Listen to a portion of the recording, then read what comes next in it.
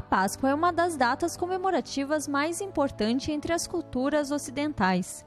A origem dessa comemoração remota muitos séculos atrás. O termo Páscoa tem uma origem religiosa que vem do latim Paschae. Na Grécia Antiga, este termo também é encontrado como Páscoa, porém sua origem mais remota é entre os hebreus, onde aparece o termo Pesach, cujo significado é passagem. Bom, a Páscoa ela tem 3 significados principais quando a gente junta tanto a tradição judaica quanto a tradição cristã e a maneira como as pessoas dessas duas religiões enxergam a Páscoa. O primeiro significado é a Páscoa ela serve como um memorial, um lembrete de que um dia o povo de Israel foi escravo no Egito e Deus tirou o povo de lá e libertou eles da escravidão, levou eles para a terra que tinha prometido que daria para eles, e aí para que eles nunca se esquecessem de que um dia eles foram escravos, tanto para que eles pudessem ser gratos a Deus, quanto para que eles também pudessem tratar com humanidade os povos com os quais eles entrariam em contato depois. A Páscoa ela entraria então como esse memorial, tendo ali os símbolos do cordeiro, das ervas amargas e dos pães asmos ou sem fermento, que o cordeiro significa que alguém morre no seu lugar para te libertar da morte que seria para você. Os pães sem fermentos, eles simbolizam a pressa, então não dá tempo de você fermentar e preparar o pão, porque eles tinham que sair rapidamente daquele ambiente de escravidão. E as ervas amargas, para que eles sempre se lembrassem, não importa em que momento bom eles estivessem na vida deles, de que um dia eles estiveram num lugar ruim e que essa reflexão trouxesse para eles uma sensibilidade um pouco maior. Quando a gente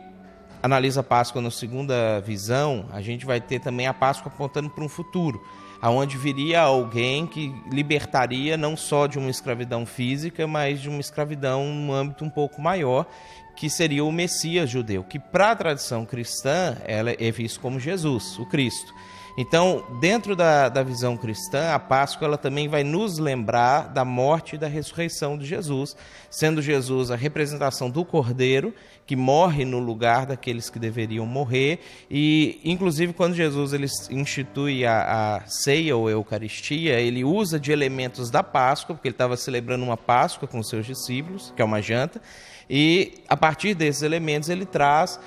novos significados, os significados mais aprofundados daquilo que vinha, ele mostrando que ele é o Cordeiro, ele é o pão, ele é o vinho que representava o sangue do Cordeiro que tinha sido morto na Páscoa original. Então, agora nós também na tradição cristã usamos a Páscoa para lembrar da morte e da ressurreição de Jesus. E o terceiro aspecto, ou a terceira implicação da Páscoa, é que a Páscoa ela também tem um significado pessoal, que é como que eu respondo a isso, como que eu também posso me libertar da escravidão que eu estou inserido hoje no mundo, seja das angústias, ansiedades, depressão, problemas e uma série de outras coisas que acabam afligindo a gente por não, às vezes, entender todos os significados dessa libertação plena que a Páscoa traz para a gente.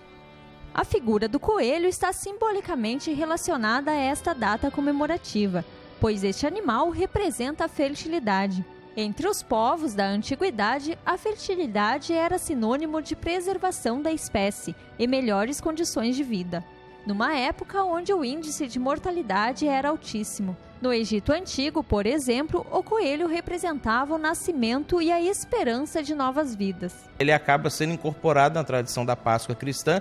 quando a Igreja Católica, na época, ela foi assimilando os outros povos e trazendo para os outros povos as suas tradições, sem anular as tradições dos povos. Então, eles mantiveram alguma coisa da sua religião original e mesclaram com alguma coisa que eles estavam recebendo agora dos católicos na época. Os judeus eles tinham uma tradição que, na noite de Páscoa, eles escondiam um pão especial chamado afikoman,